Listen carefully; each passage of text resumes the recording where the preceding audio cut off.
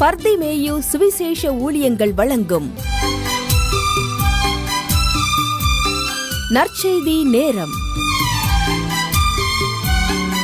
தேவ செய்தி pastor R. Augustine. இந்த நாளில் உங்களோடு பேசி வருகிறேன் கடைசி காலத்திற்கான அடையாளங்கள். உங்கள் வேதாகமத்தை தயவு செய்து எங்கே இருந்தாலும் தேடி கையிலே எடுத்து லூக்கா 21 அதிகாரம் 25 வசனத்திலிருந்து எடுத்து வச்சுக்கோங்களேன் கையில். அப்படி எல்லாரும் திரும்ப சொல்கிறேன், பரிசுத்த லூக்கா எழுதின சுவிசேஷம் 21 அதிகாரம் 25 வசனத்திலிருந்து கையில் எடுத்து வச்சுக்கிறீங்களா? அப்படி எல்லாரும் எடுக்கிற வரைக்கும் நீங்களும் நானும் பாடுமா? காலமை தேவனை தேடு, காலமை தேவனை தேடு, ஜீவ காருண்ய பாதம் பணிந்து மன்றாடு, காலமை தேவனை சில மூடல் பதம் பாடிக்கொண்டாடு, சில மூடல் பதம் பாடிக்கொண்டாடு, சிலாத நேர்த்திய ஜீவனை நாடு, காலமை தேவனை தேடு, ஜீவ காருண்ய பாதம் பணிந்து மன்றாடு, காலமை தேவனை தேடு.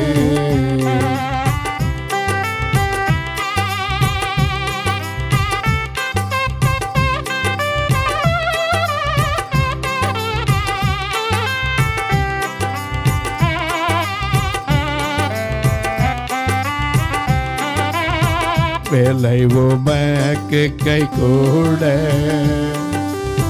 வேலை உமக்கு கை கூட, சத்திய வேதம் கிருபை வரத்தை மன்றாடு, வேலை உமக்கு கை கூட, காலை தேடுவோர் எம்மை கண்டடைவார்கள், காலை தேடுவோர் எம்மை கண்டடைவார்கள், கல்விழித்து ஜெபம் செய்யும் என்றாரே, காலம் ஜீவ காருண்ய பாதம் பணிந்து மன்றாடு, காலமை தேவ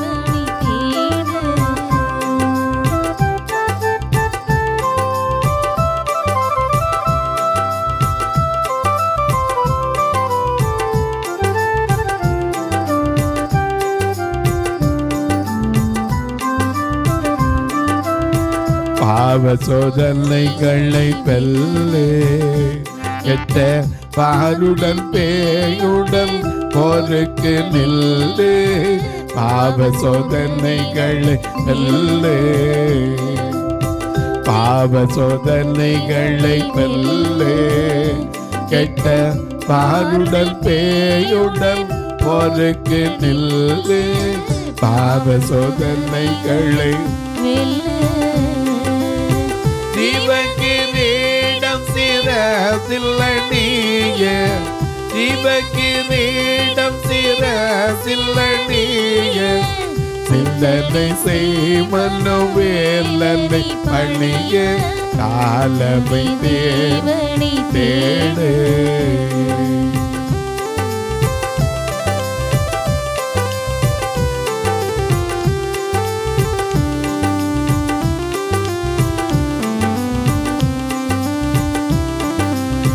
மல்லுயிர்காய் மரித்தாரே, மல்லுயிர்காய் மரித்தாரே, மலு மைந்தன நாமம் வைத்திருந்தாரே, மல்லுயிர்காய் உன் சித்திகரை நீ உதயத்தில் எழுது, உன் சித்திகரை நீ உதயத்தில் உள்ளங்களில் தனி ஜபம் பண்ணு, காலமை தேவனை தேடு, ஜீவ காருண்ய பாதம் பணிந்து மன்றாடு, காலவை தேவனை தேடு. எல்லாம் எடுத்திருப்பீங்க. லூக்கா 21:25 வாசிங்க பார்க்கலாம். சூரியனிலும் சந்திரனிலும் நட்சத்திரங்களிலும் அடையாளங்கள் தோன்றும். இப்ப தோன்றுதா இல்லையா? சூரியன் ஏன்னா வேதம் சொல்லுது அது எப்படிப்பட்டதான். சங்கீதக்காரன் 19ஆம் சங்கீதத்தில் சொல்றாரு, அது தன் மணவரையிலிருந்து புறப்படுகிற மணவாளனை போல் இருந்து பராக்கிரமசாலியை போல தன் பாதையில் ஓட மகிழ்ச்சியாயிருக்கிறது. என கண்பாலே வானங்கள் தேவனுடைய மகிமை வெளிப்படுத்துகிறது. ஆகாய விரிவருடைய கரங்களின் கிரியை அறிவிக்கிறது. பகலுக்கு பகல் வார்த்தைகளை பொழிகிறது, இரவுக்கு இரவு அறிவை தெரிவிக்கிறது. அவைகளுக்கு பேச்சுமில்லை, வார்த்தையும் இல்லை, அவைகளின் சத்தம் கேட்கப்படுவதும் இல்லை. ஆகிலும் அவைகளின் சத்தம் பூமி எங்கும் பூச்சக்கரத்திற்கு கடைசி வரைக்கும் செல்லுது. அவைகளுக்கு நடுவே சூரியனுக்கு ஒரு கூடாரத்தை ஸ்தாபித்தார். ஏன்னா சூரியன் நாம பாடுறோம்ல, சூரியன் சூரியன் அஸ்தமித்து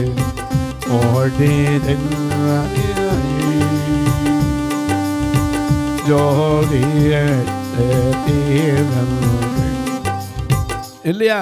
சூரியன் அஸ்தமித்து ஓடி சென்று விட்டான்.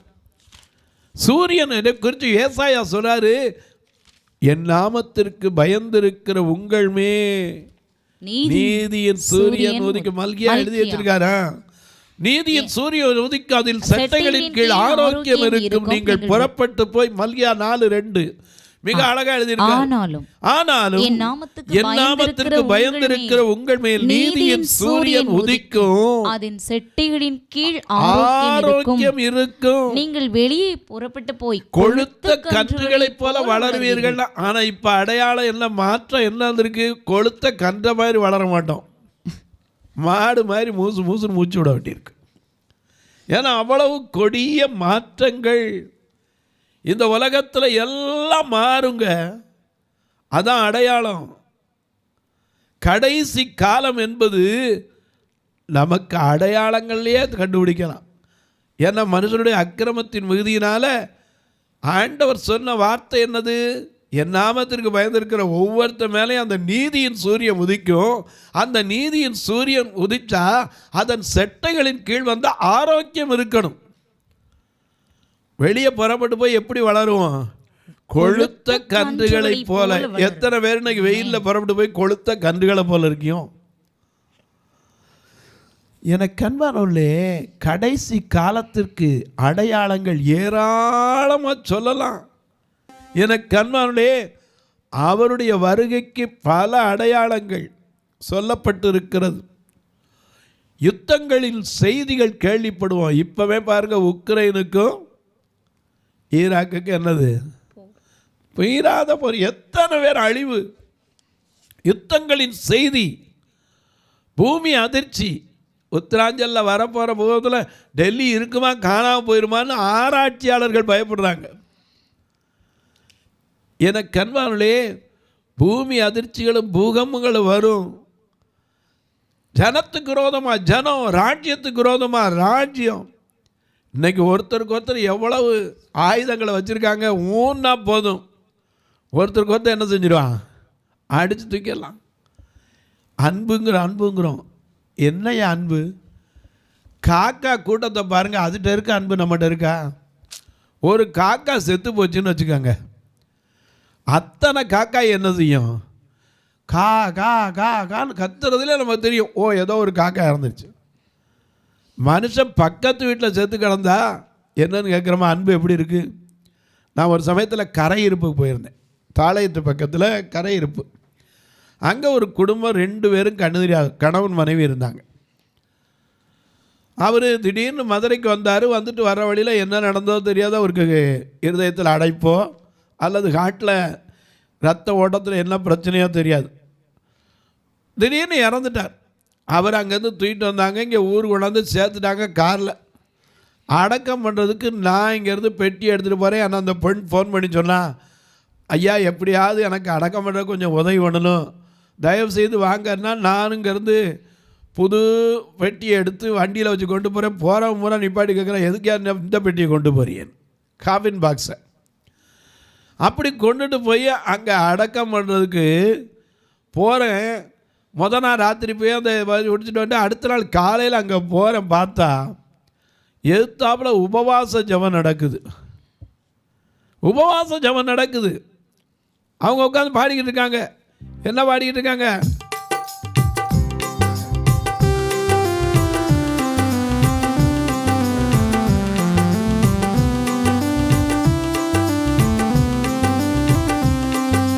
கால் விதிக்கும் தேசமெல்லாம் கர்த்தருக்கு சொந்தமாகும், கண் பார்க்கும் பூமியெல்லாம் கல்வாரி கொடி பறக்கும். பறக்கட்டும் பறக்கட்டும் சிலுவையில் ஜெய கொடி. ஹல்லேலூயா. பறக்கட்டும் பறக்கட்டும் சிலுவை ஜெய கொடி. ஹல்லேலூயா. உயரட்டும் உயரட்டும் இயேசுவின் திருநாமம். ஹல்லேலூயா. கால் மிதிக்கும் தேசமெல்லாம் கர்த்தருக்கு சொந்தமாகும்,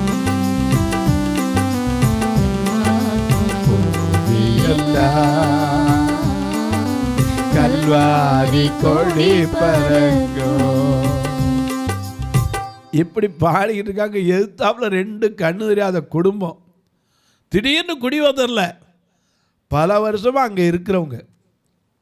இந்த 2 கண்ணு தெரியாத குடும்பத்தில் எனக்கு எதிர்த்தாப்புல உட்காந்து ஜெபம் பண்ணாங்க. யாராவது வந்து ஏதாவது உதவி செய்யணுமா, எனக்கு வேதனை குளிப்பாட்டுறது கூட அங்கே ஒரு ஆள் இல்லாமல் கண்ணு தெரியாத தடை பிடிச்சி தூக்கி உட்கார வச்சாங்க. அன்பு அன்புங்கிறமே இங்கே என்னங்க அன்பு? எனக்கு கண்பார்களை மாற்றம்ங்கிறமே என்ன மாற்றம் வந்திருக்கு? ஆண்டவருக்குள்ளே வந்துட்டோம்னு சொன்னால், ஒருவன் கிறிஸ்துவுக்குள் இருந்தால் புது சிருஷ்டியா இருக்கிறான், பழையன எல்லாம் ஒழிந்து போயின. எங்க போயிருக்கு? எங்க போயிருக்கு? புதிதா எங்க போயிருக்கு? உள்ளுக்குள்ளதான் இருக்கு. அதனாலதான் சொல்றோம், நான் யாரும் தெரியுமா, எப்படிப்பட்டவன் தெரியுமா? இப்ப என்ன செய்யறேன்? இருக்க பேசாம இருக்கேன். உள்ளுக்குள்ள அப்பப்போ அந்த சொரூபம் என்ன செய்யுது? ஏன்னா ஒரு சின்ன கதை உண்டு. ஒரு புளியை தூக்கிட்டு போச்சு. அதான் புளியை தூக்கிட்டு போயிடுச்சு. காரணம், அந்த பிள்ளைய தெரியாமல் தூக்கிட்டு போச்சு. அதுக்கு காட்டுக்குள்ளே கொண்டு போய் அந்த பிள்ளையை தூக்கிட்டே அங்கிட்ட தோளில் ஓட்டுக்கிட்டு வச்சுக்கிட்டு அழுதுகிடுச்சு. இந்த பிள்ளை அழுதுகிட்டே இருந்துச்சு. என்ன சொல்லி அழுதுச்சு? எங்கள் அம்மா கொடுக்குறத கொடுக்கணும், அம்மா கொடுக்குறத கொடுக்கணும்னு வச்சு. புலிக்கு விளங்கலை. தன்னால் முடிஞ்ச மட்டும் எந்தெந்த பழங்களையோ தனக்கு கிடைச்ச எல்லாத்தையும் பறித்து கொடுத்து பாச்சு. ஆனால் எல்லாத்தையும் வாங்கி தின்னுட்டு திரும்ப அழுகும், எங்கள் அம்மா கொடுக்குற கொடுக்கணும், எங்கள் அம்மா கொடுக்குற கொடுக்கணும். கடைசியில் கோபத்தில், அதாவது அடித்தா செத்தே போயிருக்கும். அப்படி கோபத்தில்னா அந்த பெண்ணு அழுக தாங்க முடியாமல் லேசாக இப்படின்னு தட்டுச்சு. உடனே சொல்லிச்சு, இதுதான் எங்கள் அம்மா அடிக்கடி கொடுப்பாங்க. இதை முதல்ல சொல்லியிருக்க வேண்டியதானே. என்ன எனக்கு கண்பார்களே, நமக்குள்ள இன்னைக்கு என்னங்க அன்பு இருக்குது சொல்கிறோம். அன்பு அன்புன்னு சொல்லி பெருசாக போடுறோம். அன்பு பிரதானம் பாடுறோம். அன்பு கூறுவேன் இன்னும் அதிகமாய். எத்தனை அன்பு கூறுறோம்? கடைசி காலத்தில் அன்பு தணிந்து போகும். நான் இன்னைக்கு அந்த கரையிருப்பில் உட்கார்ந்துருக்கோம், பட்ட வேதனை அதுதான். அவ்வளோ வேறு பார்வை உள்ளவங்க உட்கார்ந்து உபவாச ஜெபம் நடக்குதுங்க. அதுக்குன்னு இல்லை, வரல கூடி வரலன்னா கூட நான் வருத்தப்பட மாட்டேன்.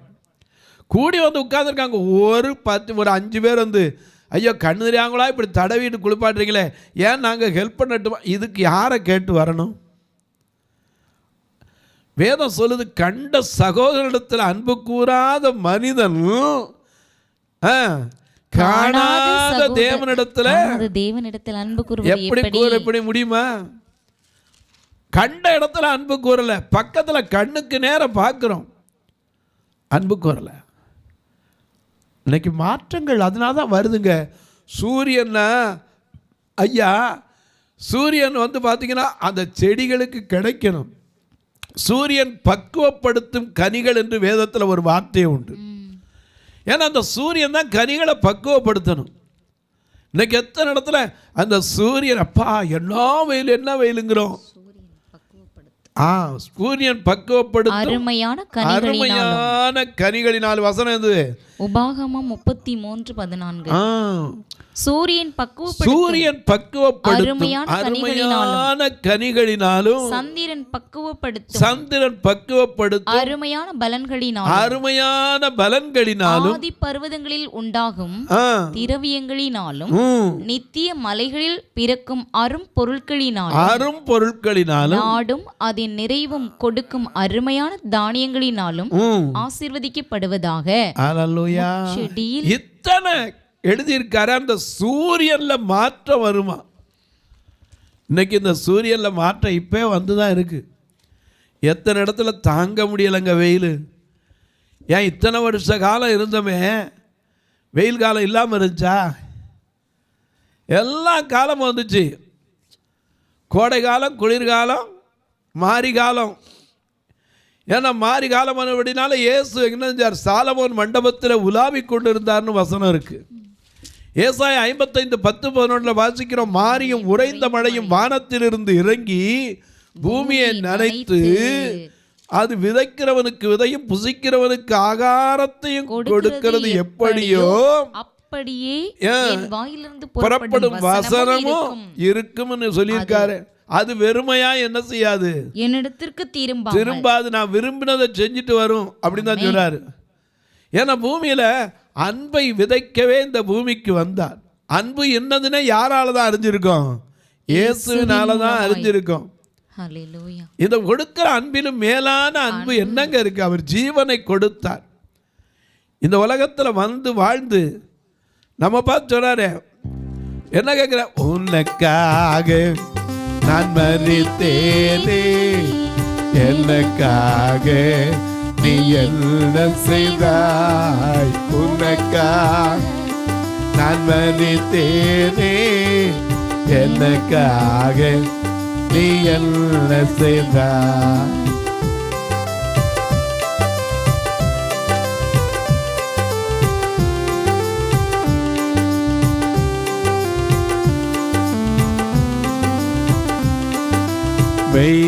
மெய்ப்பனில்லாத ஆடுகள் போல் மேய்கிறார் பாவன் புல்வெளியில். மெய்ப்பன் இயேசுவை அறிந்த நீயோ மேன்மையை நாடி ஓடுகின்றாயோ? மேன்மை நாடி ஓடுகின்றாயோ? உனக்காக நான் மரித்தேனே, எனக்காக நீ என்ன செய்தாய்? உனக்காக நான் மரித்தேனே, எனக்காக நீ என்ன செய்தாய்? எனக்காக நீ என்ன செய்தாய்?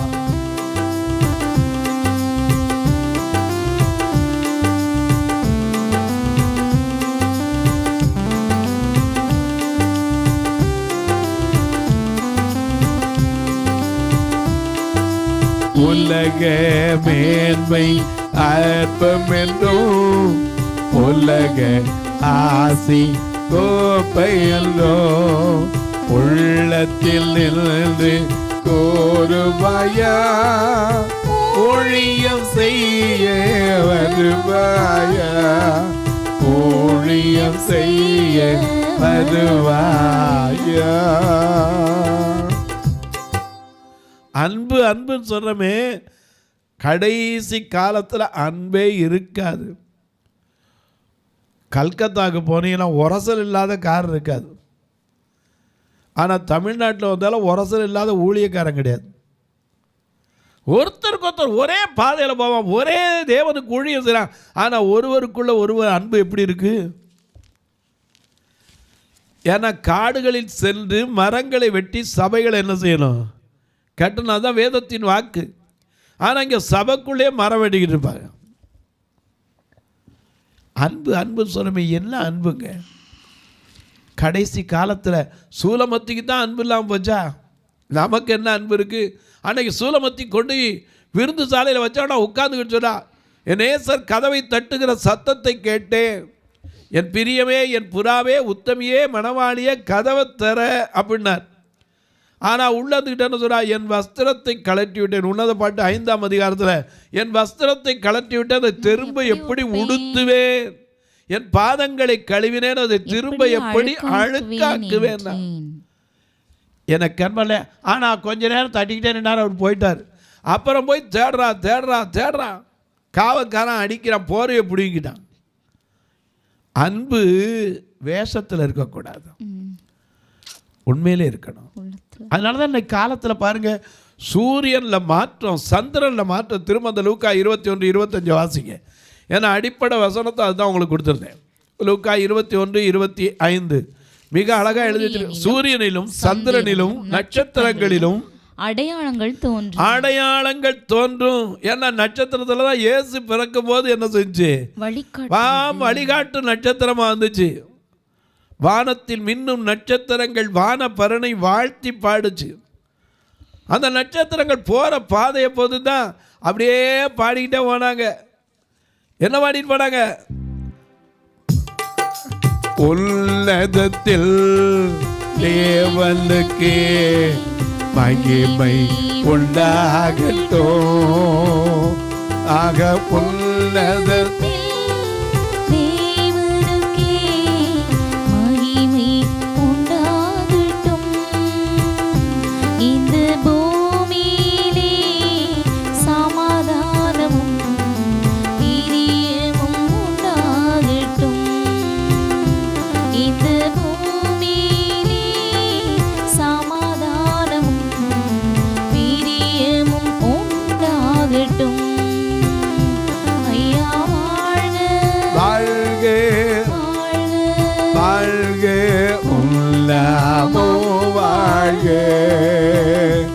ஐயா வாழ்க வாழ்க வாழ்க. நட்சத்திரத்துக்கு நட்சத்திரம் வேணா வேதம் சொல்லுது. தானியேல் 12:3 ஞானவான்கள் ஆகாய மண்டலத்தின் ஒளியைப் போலவும் அநேகரை நீதிக்குட்படுத்துகிறவர்கள் என்றென்னைக்கும் உள்ள நட்சத்திரங்களைப் போல சதா காலங்களிலும் பிரகாசிப்பார்கள். நாம நட்சத்திரமா நிக்க போறோமா? கொஞ்சம் யோசிச்சு பாருங்க.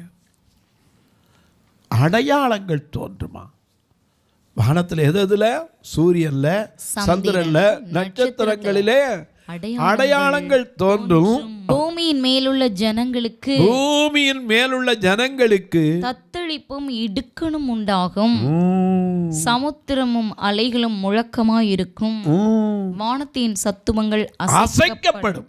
ஆதலால் பூமியின் மேல் வரும் ஆபத்துக்களுக்கு பயந்து எதிர்பார்த்திருக்கிறதினால் மனுஷனுடைய இருதயம் சோர்ந்து போகும். இதெல்லாம் கடைசி காலத்தில் தொலைக்காட்சியில் பார்க்கிற என் அன்பு மக்களே, இந்த நிகழ்ச்சியை நாள்தோறும் பார்க்குறீங்க, கேட்குறீங்க, பரவசப்படுகிறீங்க. நல்லது.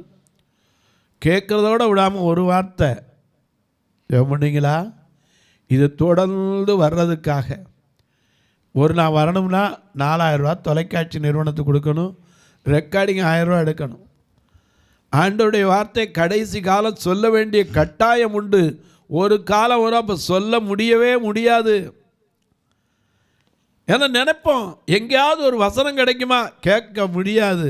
அப்படி ஒரு காலம் வரத்தான் போகுது. காலத்தின் அருமையை அறிந்து ஆதாயப்படுத்தி கொள்ள வேண்டும். பின்னாடி உட்கார்ந்து காலத்தின் அருமையை வாழாவிடில் கண்ணீர் விடுவாயன்னு விட்டுக்கிட்டு உட்கார்ந்துருக்கக்கூடாது. இந்த நாட்களிலே ஐயா கர்த்தர் உங்களை ஏவினால் ஒரு நாள் நிகழ்ச்சியை தாங்கலாம். எங்களுடைய ஆலயத்தில் 2 கண்ணுதிராங்களுக்கு ஒரு தங்குறதுக்கு இன்னும் ஒரு அறை கூட கட்டப்பட முடியல. ஆண்டவர் ஏவினால் கட்டுமானம் பண்ணிக்க உதவலாம். ஒவ்வொரு ஞாயிற்றுக்கிழமையும் ஆலயத்துக்கு கூட கண்ணுதிராங்களை வாடகைக்கு வேன் எடுத்து தான் கூப்பிட்டு வரோம். நீங்கள் கேட்கலாம், இவ்வளோ வளர்ந்துருக்கே சொந்தமாக வேன் வைக்கலையா? ஆண்டவர் கொடுப்பார், அதான் ஏன் விசுவாசம்.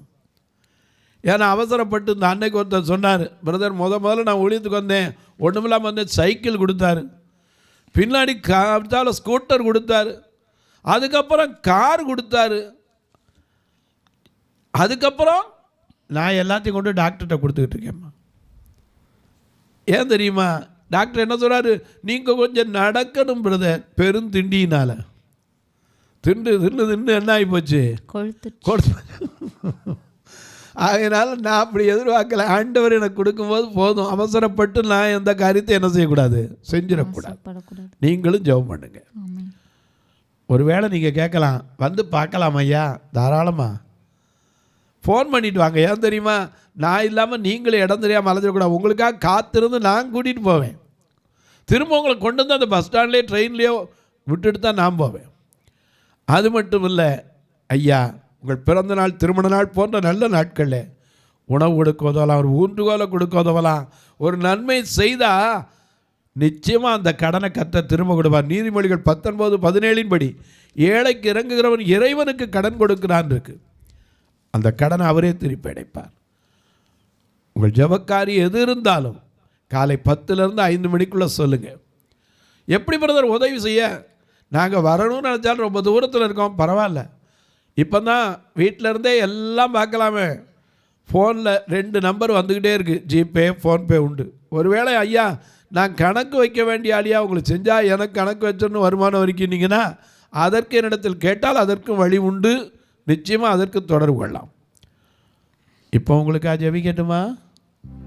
நல்ல பிதாவே, நன்றியோடு துதிக்கிறோம் சுவாமி. கடைசி காலத்தில் அன்பு தணிந்து போம்.